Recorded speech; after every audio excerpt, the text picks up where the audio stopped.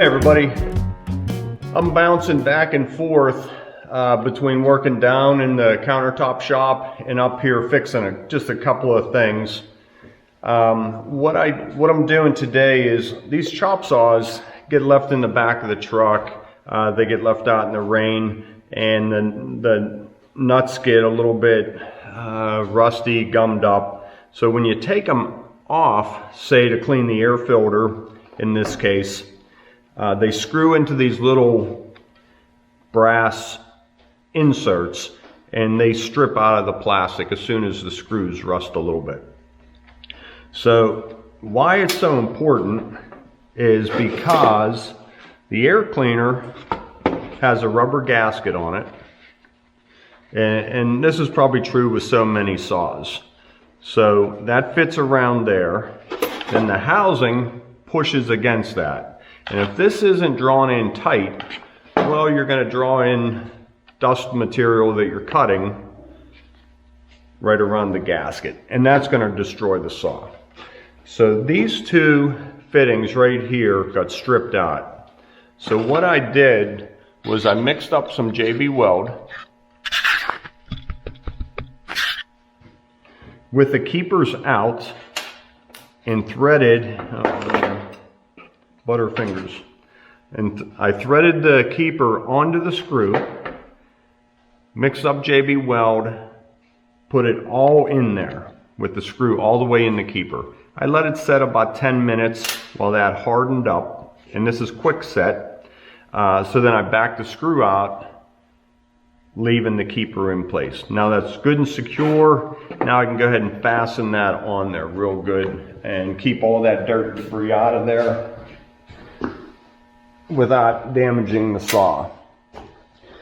Secondly, another good use for JB Weld, and again, this is just because I'm getting caught up on my maintenance. On my battery charger, the timer works good, but you can hear it go off.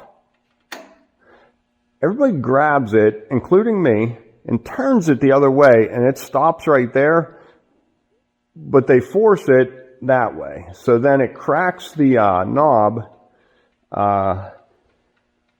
and then you have to grab it with your fingers, and it's just not the way it's supposed to be. So I took the knob off, and there's a little screw right here that you can back out. I filled that up with JB Weld, put it on there, not too much that it oozed out the bottom. That's nice and clean, and then I just snugged that screw up. So now that is 10 or 15 minutes later, nice and secure, back the way it was supposed to be. So that's what I'm working on right here. But what I'm talking about today is I'm always looking for new ways, better ways to bring videos. I got new legs for Christmas because my old ones got knocked over so many times on the job site. Now the camera fits on here. My other one, I had to tape it on there. And I got this new little high-tech camera. So it fits in this little carrying case, and I'm getting pretty good with it. My old camera has a couple of settings on it. This one, it tracks you as I'm talking and walking. Now it's going to follow my face, and I'll be able to talk nice and clear, not like right there how I'm out of the picture. This camera should follow me. I can zoom in and out. Ooh. Zoom in and out. And then I think it'll have a better speaker system, and maybe I can link my microphone up with this. That's what I'm hoping for, to get you some better audio as well. But what do I do with this camera? None of my brackets work. It's really a camera to be held. So I have a couple magnets. I have a couple clamps. I'm trying to put together something that I can take this, mount it to a machine, mount it to a wall, mount it to the tripod, and keep it safe and bring it into play here. So I'll show you what I come up with shortly. Okay, here's what I'm coming up with. I have this 2x2 tubing, just scrap laying around here. So this camera fits in here real nice. Put that cord in there. I like this because everything's nice and protected in there. You see us out on the job sites, unless it gets sheared off the top, anything bumps into here, it's not going to hurt that camera. So now I have a magnet on the bottom. I was going to throw one on the side. And then on this side, I might do some sort of squeeze clamp. And then also, I can't forget about these cameras that I'm using with these bottoms on them. I'll put an adapter here, and here, and here, that we can use this for my old cameras as well as the new one. Easily put it in, take it out, do some filming, put it right back in place. That way, or if it's mounted the other way, this is why I have this on here. Now it can go in there as well.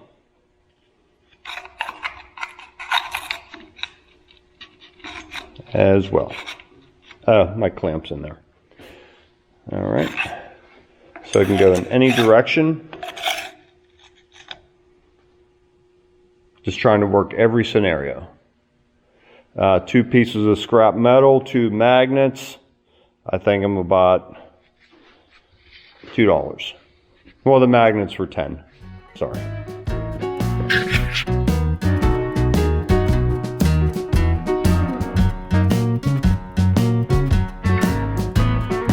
Okay, this didn't take long at all. I come up with 2 different ideas. I like this one better. This can clamp anywhere to a windowsill or a beam, and we can put the camera in at any angle, all 4 sides. If we mount it this way, now I can put the camera in here. Again, any direction we want. I'm going to put some mounting brackets on here for my regular camera. Nice universal thing. It's a little bit heavy for this magnet. I don't think I'd ever want to put this on the machine and drive around with it. I have a feeling I would lose this camera. So once I got that done and saw how heavy it was, I thought, well, I'll just use one single piece of pipe and I can clamp this to the machine. And what I like doing, and I've been trying to do this, and this will make it happen. Now I can put this camera in here. Let me turn it. Now I put a bolt through there at the right length for this strap. It's hard doing this with one hand. So now it is locked in place. That's not going to fall out. So now as I bring the bucket up and I dump debris in the truck, you guys can watch it fall out of the bucket into the truck. I think that's going to be cool. And there's no way that's falling off. That's a good magnet and it's not real heavy. I just put a bead of weld through the back of it. I just tack weld the edges. There's a rubber gasket in here around that magnet, and you can see it just started softening up. So I just did a real quick tack weld, ran it back to the sink and cooled it down. The middle, I put a nice big spot weld in there. That's not coming off. So we'll get a splash of paint on these, and you'll see these on the job site real soon. Okay, as I'm working on the shed, I thought I might mention how I did these soffits. These are vented soffits. Airflow can go through there, make its way up, and it'll vent out the top of the roof. That'll keep the shed from getting too hot. These look nice, but if you don't protect them, then they can rot away. Chances are real good that no rain and snow is going to blow under here.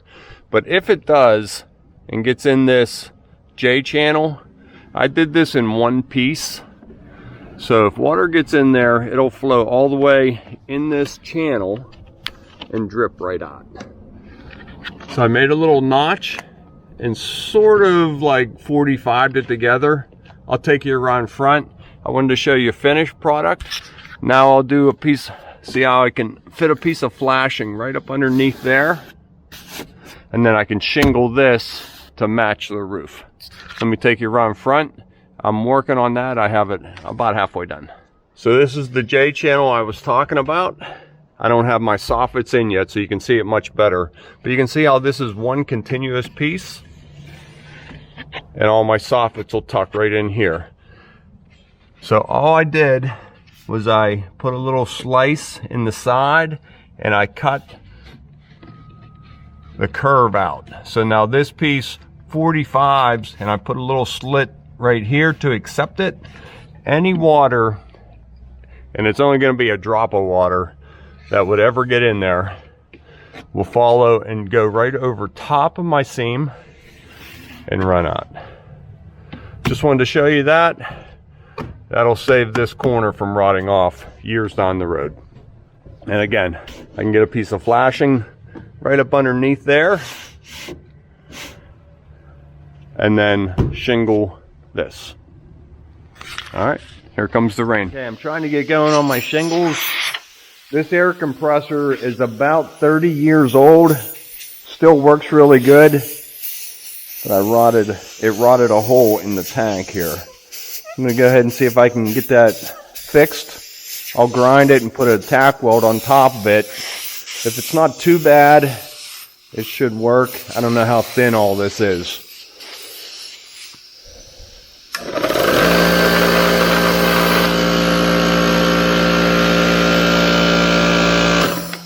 But it builds air real nice. And on something like this, I'd rather try and fix this old piece of equipment because they don't make them this good anymore. I think you buy a compressor these days, you might get 5 years out of it compared to this one that's 30 years old. Tell me if you agree. I'll get that cleaned up. That's a pretty good sized hole right there. So we'll see what happens.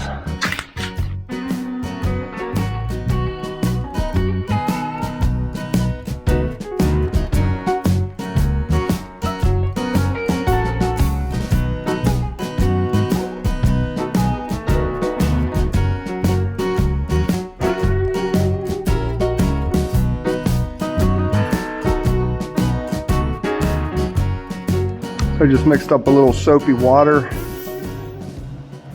You can see right where the hole is, right there. Might be a couple of them.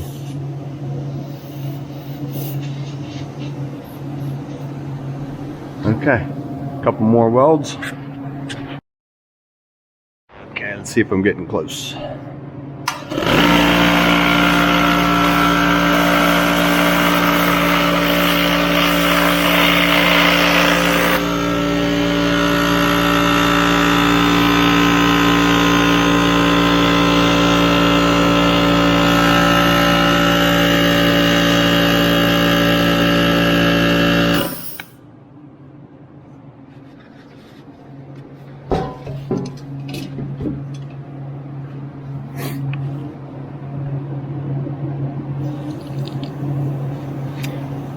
Getting closer, still leaking though. That's pretty thin. Right up in here. Okay, let me work at this for a little bit. Okay, I have it pumped up to about 100 pounds of pressure.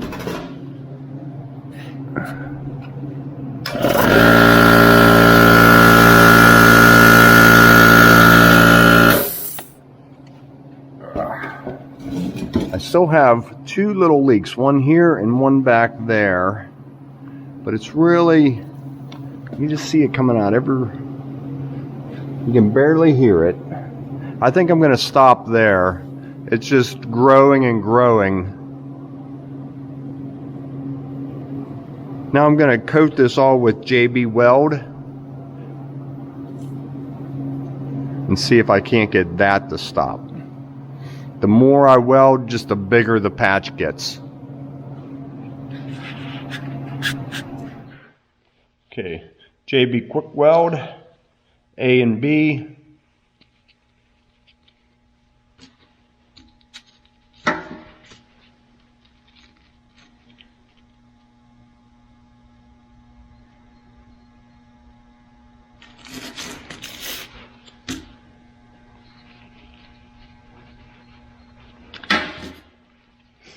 equal amounts of both.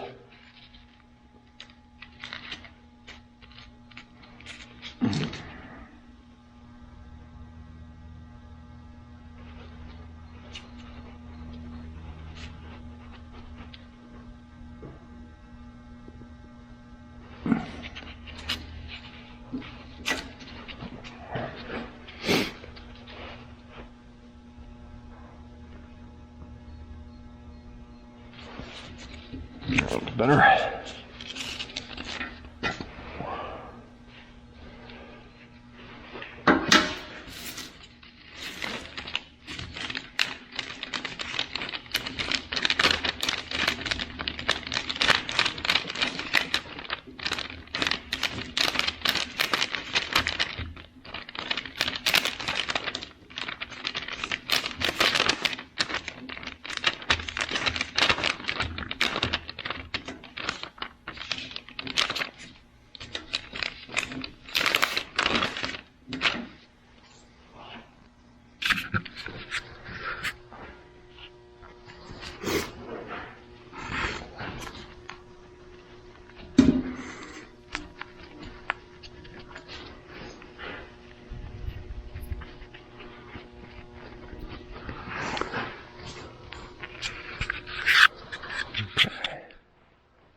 Try and get the camera positioned there where you can see.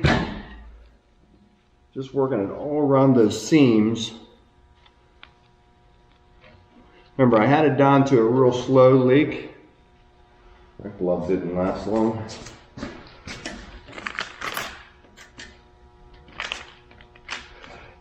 A putty knife wouldn't work here.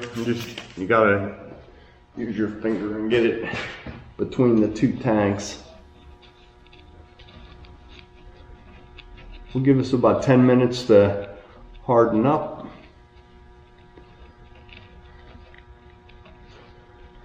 Even if it's a slow leak, I'll go with it. Okay, see what happens. Okay, let's see how we made out.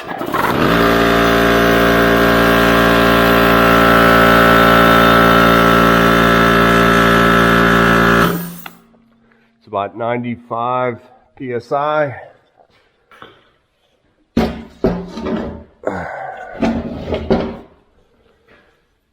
Still got a little leak right there. Pretty minor though.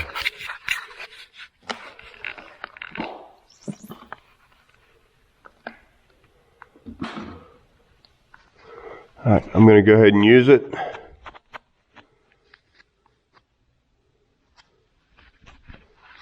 Better than it was. Okay, there it is. I just finished the last little bit of shingles. I got the caps on.